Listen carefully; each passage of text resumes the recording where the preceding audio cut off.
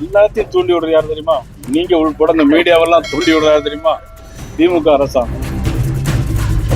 இந்த அரசாங்கம் வந்து போராடுகிறவர்களையும் கேள்வி கேட்கிறவர்களையும் நசுக்க அரசாங்கம் திராவிட முன்னேற்ற கழக அரசு இருக்கு.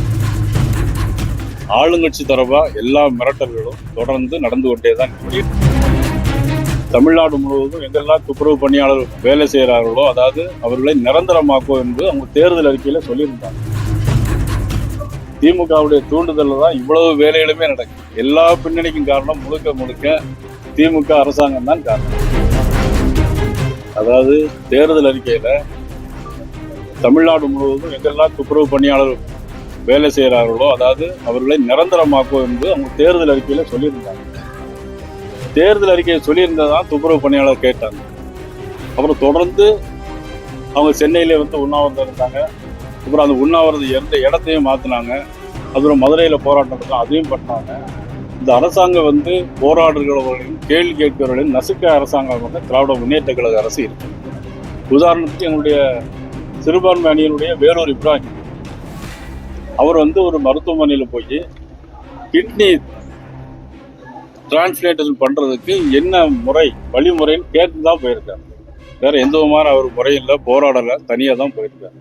கிட்னி டிரான்ஸ்பிளான்ட் பண்றதுக்கு என்ன முறை இருக்கு அப்படின்னு கேட்ட உடனடியாக அவர் பல்வேறு வழக்குகளை பதிவு செஞ்சு அவர் அங்கிருந்து நேற்று சிறையில் அடைச்சு இன்னைக்கு கடலூர் சிறை கொண்டு போனாங்க. இப்படிப்பட்ட ஆட்சி தான் இன்னைக்கு நடக்குது. தலைமைச் செயலகத்தில் வெடிகுண்டு தவறான மாநில ஆனால் டிஜிபி நியமனத்தை தாமதப்படுத்தி சார், தமிழ்நாட்டில் வெடிகுண்டு மிரட்டல் கொஞ்சமாக நடக்குது, எல்லா மிரட்டலும் நடந்துட்டு தான். ஆளுங்கட்சி தரப்பா எல்லா மிரட்டல்களும் தொடர்ந்து நடந்து கொண்டே தான். நிச்சயமாக மதிப்புக்குரிய நமது தமிழகத்தைச் சேர்ந்த ஒரு தமிழர் மகாராஷ்டிரா கவர்னராக இருக்கக்கூடிய நமது சிபி ராதாகிருஷ்ணன் அவர்கள் உறுதியாக இன்று மாலை வெற்றி பெறுவார்.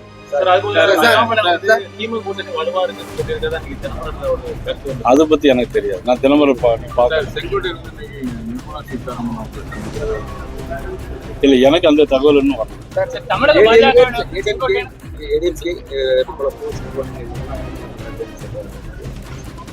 அது பத்தி எனக்கு ஒண்ணு தமிழக பாஜக செங்கோட்டையனை சந்திப்பீங்களா? அதான் நாங்க அதிமுக கூட்டணியில் ஏற்கனவே சொல்றீங்க, உங்களோட கொள்கையும் செங்கோட்டையன் சொல்றது ஒரே மாதிரி இருக்குது. அப்ப நீங்க வந்து செங்கோட்டையனை சந்திப்பீங்களா? அதான் என்னன்னா, அவங்க அதிமுக எங்களுடைய கூட்டணியில் இருக்கிறாங்க. அதிமுகவுடைய பொதுச் செயலாளர் ஒரு முடிவு எடுத்திருக்கிறார். அவர் கட்சியில இருந்து அவர் வந்து இன்னைக்கு நீக்கி உத்தரவு போட்டிருக்காங்க. ஆனா எங்களை பொறுத்தவரையில் என்னன்னா, எல்லாரும் ஒண்ணு சேரணும்னு சொல்லுவோம்னா அவங்க அதிமுக நீக்கினவங்கள நாங்க உடனடியாக போய் சந்திக்க முடியாது.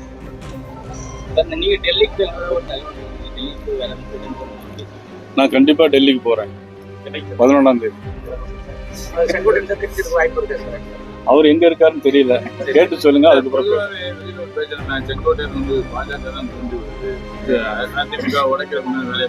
இது எல்லாத்தையும் தூண்டி விடுறது யார் தெரியுமா?